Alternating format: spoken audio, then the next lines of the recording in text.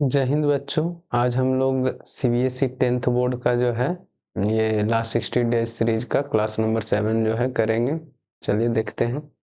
First question, if the probability of an event A is 3/8 then the probability of not A is equal to. तो यहाँ पे PE not का जो है value पूछा है। तो पीई नॉट क्या होता है? 1 माइनस पीई, मतलब प्रोबेबिलिटी ऑफ इवेंट। तो 1 माइनस पी करेंगे तो प्रोबेबिलिटी ऑफ एन इवेंट कितना हो गया? 3/8 दिया है। तो सॉल्व करेंगे तो नीचे में कुछ नहीं, 1 और 8 का एलसीएम 8 हो जाएगा। तो 8 माइनस 3 इज इक्वल टू 5/8। तो 5/8 हमारा ऑप्शन बी में है। तो option B correct answer of first question. Second question में चलेंगे।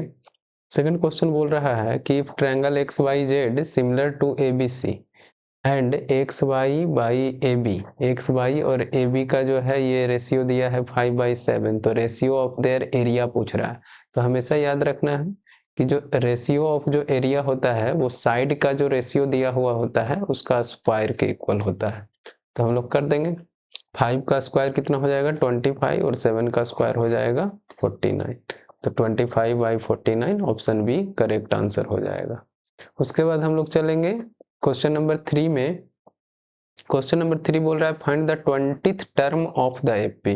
इसका 20वां जो है 20th टर्म जो है निकालना है। तो यहाँ पे हम लोग निकालेंगे, वैल्यू हम लोग रखेंगे। पहले फॉर्मूला लिख लेते हैं। तो A N is equal to होता है A plus N minus 1 into D होता है। ठीक है। तो ए का वैल्यू दिया है -3, प्लस में एन, मतलब एन जो है 20th टर्म पूछा है तो 20 हो जाएगा एन का वैल्यू। और डी हम लोग का क्या होता है? तो D is equal to T2 minus T1 कर लेते हैं। तो यहाँ पे है T2 में है -1, माइनस में -3 करेंगे तो ये हो जाएगा -1 और +3। तो ये हो जाएगा 3 माइनस 1 कितना हो जाएगा? 2। तो 2 हमारा हो जाएगा डी का वैल्यू। तो जब हम लोग सॉल्व करेंगे तो -3 + 20 - 1 हो जाएगा 19 गुना 2। तो -3 + 19 2 जा 38। तो 38 - 3 हो जाएगा 35। 35 हमारा ऑप्शन ए में है। तो ऑप्शन ए जो है करेक्ट आंसर हो जाएगा। ठीक है। अब हम लोग चलेंगे ये नेक्स्ट क्वेश्चन की ओर। नेक्स्ट क्वेश्चन है question number 4, the quadratic equation whose root are 4 and -3। तो कौन सा क्वाड्रेटिक इक्वेशन बनाएगा? तो हम लोग देख लेते हैं क्या होता है। क्वाड्रेटिक इक्वेशन बनाने का जो है, अगर हम लोग को रूट मालूम हो तो इस तरीके से बना सकते हैं। x² minus alpha plus beta x और प्लस में अल्फा इंटू बीटा, ठीक है, इज इक्वल टू 0।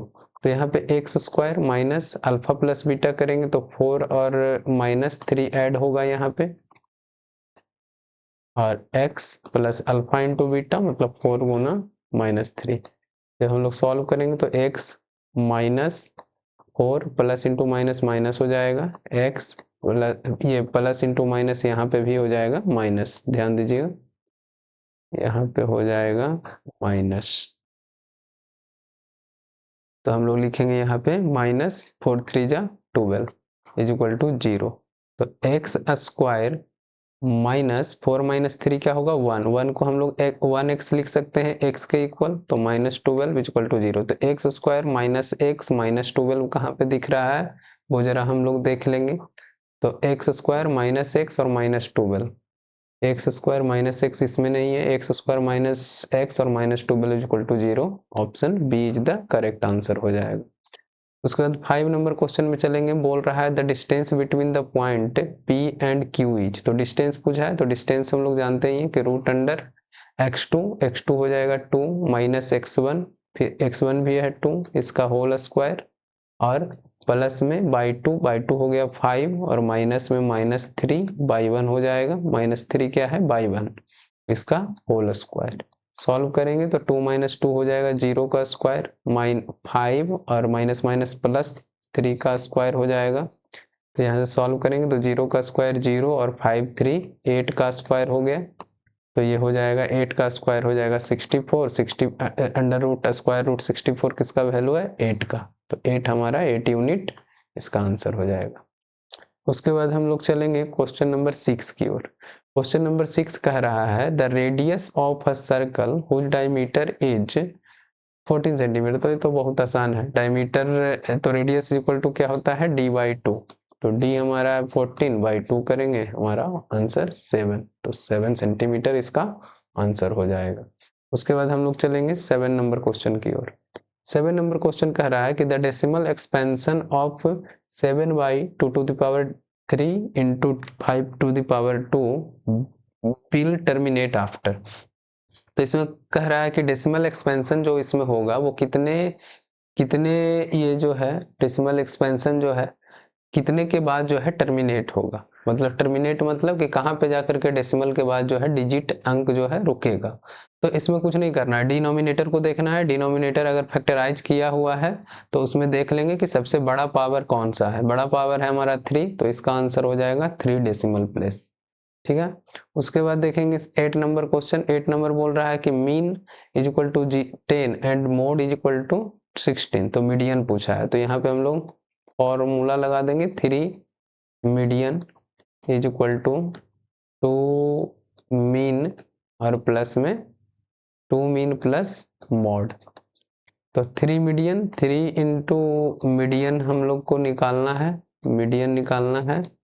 मीन हमारा दिया है कितना 10 और मॉड दिया है हमारा 16, तो ये हो जाएगा median is equal to 10 two जा 20 और प्लस 16, और इधर से 3 आया मल्टीप्लाई से तो ये डिवाइड हो जाएगा, तो ये हो गया 20 और 16 हो जाएगा 36/3। जब हम लोग डिवाइड करेंगे तो ये हो गया 12। 12 हमारा ऑप्शन ए में है। चलिए अब हम लोग 9 नंबर क्वेश्चन की ओर चलते हैं। 9 नंबर क्वेश्चन बोल रहा है कि alpha and beta are the root or the zeros of x square minus 7x plus 10, तो देन अल्फा प्लस बीटा का वैल्यू बताना है। ठीक है, तो अल्फा प्लस बीटा क्या होता है आप लोग जानते ही होंगे, ये ध्यान में रखना, माइनस बी बाई ये होता है। माइनस बी कौन होगा, एक्स का जो कोफिशियंट है, तो माइनस इंटू में -7 और बाई में ए हमारा एक्स स्क्वायर का कोफिशियंट, तो ये हो जाएगा माइनस इंटू माइनस प्लस 7। 7 कहाँ पे है, ऑप्शन सी में। उसके बाद हम लोग आएंगे 10 नंबर क्वेश्चन में। 10 नंबर क्वेश्चन बोल रहा है कि tan theta is equal to 1/√3। तो देख लीजिएगा कि tan में 1/√3 किस में आता है, तो tan में 1/√3 हमारा आता है 30 डिग्री में, तो 30 डिग्री इसका ऑप्शन हो जाएगा। ये सिंपल जो है वैल्यू पे क्वेश्चन था। उसके बाद 11 नंबर क्वेश्चन देखेंगे। बोल रहा है कि prove that √3 is an irrational number. तो इस कंडीशन में जो है थोड़ा सा हम लोग ध्यान देंगे, इसमें मान लेंगे कि लेट √3 इज रेशनल नंबर, इसको मान लेना है रेशनल नंबर। ठीक है, रेशनल नंबर यहाँ पे हम लोग इसको मान ली। अब क्या लिख सकते हैं यहाँ से, √3 अगर रेशनल नंबर है तो यहाँ से हम लोग लिख सकते हैं कि सो √3 इज इक्वल टू p/q हम लोग लिख सकते हैं, जहाँ पे p एंड q जो है, p and q are integer है एंड को प्राइम है। क्या है, को प्राइम नंबर है। ठीक है, तो यहाँ से जो है आगे जब हम लोग चलेंगे नेक्स्ट स्टेप में तो लिख सकते हैं √3q is equal to p, ये भी लिख सकते हैं। एंड अब हम लोग करेंगे and squaring both side square कर देंगे। बोथ साइड स्क्वायर करेंगे तो यहाँ पे √3 का स्क्वायर 3 हो जाएगा, ये हो जाएगा 3q² is equal to p²। तो यहाँ से हम लोग देख सकते हैं कि 3q² is equal to p² है, तो यहाँ से जो है हम लोग ये भी तो लिख सकते हैं कि q² is equal to p²/3, जो 3 जो है p² को क्या कर रहा है, डिवाइड। तो हम लोग लिख देंगे कि 3, या फिर ऐसे लिख सकते हैं p² is divisible by 3, so p also be divisible by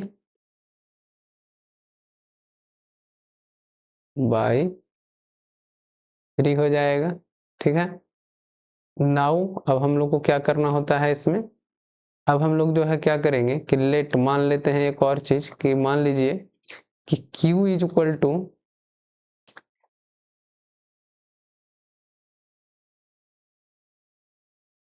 late p is equal to मान लीजिए, p इज इक्वल टू मान लीजिए ये हमारा 3k के इक्वल है, p is equal to 3k। तो यहाँ से क्या हो जाएगा, p is equal to 3k हो जाएगा, तो 3k square is equal to हो जाएगा 3q square is equal to हो जाएगा 3k का होल स्क्वायर। तो यहाँ पे हो जाएगा 3q square is equal to 3 जा 9 k स्क्वायर हो जाएगा। तो यहाँ से हम लोग देखेंगे कि q square is also divisible by 9 से डिविजिबल है। अब हम लोग थोड़ा नेक्स्ट स्लाइड लेंगे। नेक्स्ट स्लाइड में लिखेंगे कि यहाँ पे हमारा 9 से डिविजिबल हो रहा था, तो जब 9 से डिविजिबल होगा तो 3 से भी डिविजिबल होगा, है ना। तो यहाँ से लिखेंगे सो q square also divisible by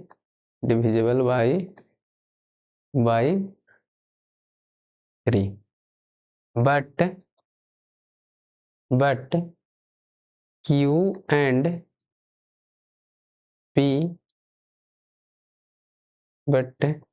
and p already हम लोग जो है एज्यूम कर लिए हैं, already B assumed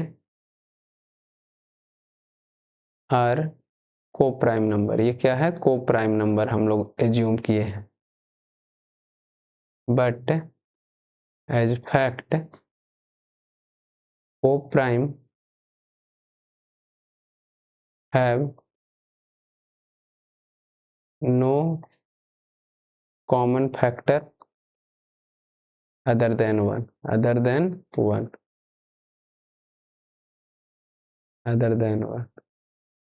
so it contradict our assumption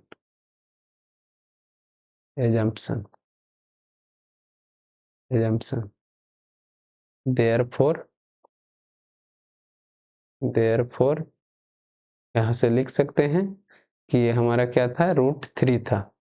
√3 is an irrational number हो जाएगा। ये हो गया हमारा प्रूफ। यही इसका तरीका है प्रूफ करने का, आप लोग देख लीजिएगा अच्छे से। थोड़ा सा इसमें लिखना भी पड़ता है। उसके बाद 13 नंबर क्वेश्चन में चलते हैं। 13 नंबर क्वेश्चन बोल रहा है कि find the value of k for which the pair of equation has no solution. तो नो सॉल्यूशन का क्या होता है वो जरा हम लोग देख लेंगे। नो सॉल्यूशन मतलब जो है इसका कॉन्सेप्ट होगा a1 a2 has no solution. तो a1 a2 is equal to b1 b2 और नॉट इज इक्वल टू होता है c1 c2 होता है। तो यहाँ से हम लोग देखेंगे तो ये हो जाएगा 3/6 प्लस में 2k प्लस नहीं, इक्वल का साइन है वहाँ पे, ध्यान दीजिएगा। यहाँ पे ये है इक्वल का साइन, तो इक्वल का साइन डालेंगे। अब इसको जो है हम लोग ये कर देंगे, सॉल्व कर देंगे। तो यहाँ पे जो है k जो हो जाएगा, k इज इक्वल टू हो जाएगा 2 × 6/3, 3 2 जा 6, तो मतलब k का वैल्यू क्या हो जाएगा, 4 हो जाएगा। उसी तरीके से हम लोग आएंगे 13 नंबर क्वेश्चन में। 13 नंबर क्वेश्चन बोल रहा है कि find the value of p for which of the quadratic equation has equal root. तो इक्वल रूट जब होता है तो क्या रिलेशन बनता है वो देखेंगे। तो हम लोग लिखेंगे as we know for equal root. Equal roots के लिए हम लोग क्या पढ़े हैं ये ध्यान दीजिएगा। तो इक्वल रूट्स के लिए हम लोग जानते हैं कि b² - 4ac is equal to क्या होता है, 0। तो जब हम इसको सॉल्व करेंगे तो b² हो जाएगा -4p का होल स्क्वायर -4a का वैल्यू 1 हो जाएगा और c का वैल्यू 4 हो जाएगा, ये 0 हो गया। तो ये हो गया 4 4 जा 16 p² -4 4 जा 16 इज इक्वल टू 0। हम लोग यहाँ पे अब सॉल्व करेंगे तो ये हो जाएगा P square is equal to 16/16। कैसे हुआ 16/16? तो ये -16 इधर गया तो +16, और ये 16 मल्टीप्लाई में है तो डिवाइड में आया। 16/16 इज इक्वल टू 1, मतलब पी स्क्वायर का वैल्यू कितना आ गया 1, तो पी का वैल्यू भी क्या हो जाएगा 1। तो हमारा पी का वैल्यू ही पूछा था, तो पी का वैल्यू 1 आंसर आ गया। उसके बाद हम लोग 14 नंबर क्वेश्चन में चलेंगे। तो 14 नंबर क्वेश्चन बोल रहा है कि find the coordinates of the mid point of the line segment joining, है ना, मिड पॉइंट पूछा है। तो मिड पॉइंट जो है हम लोग को निकालना है। तो मिड पॉइंट में हम लोग को पता ही है कि मिड पॉइंट का फॉर्मूला क्या होता है। तो हम लोग मान लेते हैं कि लेट जो पॉइंट है, जो मिड पॉइंट है वो P है और उसका कोऑर्डिनेट XY है। XY का वैल्यू निकाल देंगे, वो निकल जाएगा मिड पॉइंट। तो XY निकालने का क्या तरीका है मिड पॉइंट के लिए? ये होता है हमारा x1 + x2/2 और प्लस में y1 + y2/2 होता है। हम लोग यहाँ से लिख लेंगे x1 का वैल्यू जो है, x1 का वैल्यू हम लोग देखेंगे तो यहाँ से हो जाएगा 4, x2 का वैल्यू हो जाएगा प्लस में -6, y में 2, यहाँ से y1 का वैल्यू हो जाएगा -2 और प्लस y2 का वैल्यू हो जाएगा हमारा 8, y में 2। यहाँ से जब हम लोग इसको सॉल्व करने जाएंगे तो यहाँ पे 4 प्लस इंटू माइनस -6/2, 8 - 6 2 हो जाएगा 6/2। जब हम लोग इसको सिंप्लीफाई करेंगे तो ये 1 2 जा 2 और 3 2 जा 6। आगे हम लोग जब जाएंगे तो ये 4 - 6 हो जाएगा -2/2 और यहाँ पे आया 3। जब इसको सिंप्लीफाई करेंगे तो ये हो जाएगा माइनस में 1। तो हमारा जो पॉइंट आ गया वो -1 और 3 आ गया। मतलब पी पॉइंट हमारा क्या हो गया, पॉइंट पी जो का जो कोऑर्डिनेट आ गया वो हमारा आ गया -1 और 3। उसके बाद 15 नंबर क्वेश्चन में चलेंगे। 15 नंबर क्वेश्चन बोल रहा है कि from the top of a tower the angle of depression of a point on the ground is 30 degree if the height of tower is 10 metre, तो find the horizontal distance between point from the foot of the tower. तो देखिए इसमें थोड़ा सा figure देख लीजिएगा। इस तरीके का यह टावर है, यहाँ से जो है इस पॉइंट से ये जो है मान लिया जाए यहाँ पे है, ठीक है। तो ये जो बना रहा है एंगल ऑफ डिप्रेशन जो बना रहा है वो कितना का बना रहा है 30 डिग्री का। टावर का जो हाइट दिया है वो कितना दिया है 10 मीटर। तो इस पॉइंट से जो है ये वाला लेंथ पूछा है, ये वाला लेंथ। तो मान लेते हैं कि लेट ट्रायंगल जो है triangle is ABC। ABC triangle मान लेते हैं तो इस तरीके से नाम दे देंगे ABC, है ना। तो ये राइट एंगल ट्रायंगल बना रहा है, तो राइट एंगल ट्रायंगल बना रहा है तो हम लोग को ये वाला वैल्यू चाहिए। तो यहाँ पे जो है हम लोग जानते हैं कि tan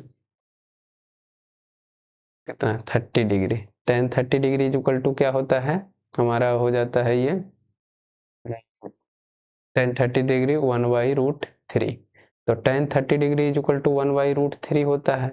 लेकिन हम लोग को जो है एक और पता होगा बात कि tan theta is equal to क्या होता है परपेंडिकुलर अपॉन बेस होता है ना। परपेंडिकुलर अपॉन बेस होता है। परपेंडिकुलर हमारा कितना है 10 है और बेस हमारा कितना है नहीं पता, तो BC लिख सकते हैं। तो यहाँ से BC का वैल्यू ले आएंगे, वहीं तो ये लेंथ होगा, ये horizontal distance of the point from the foot of the tower.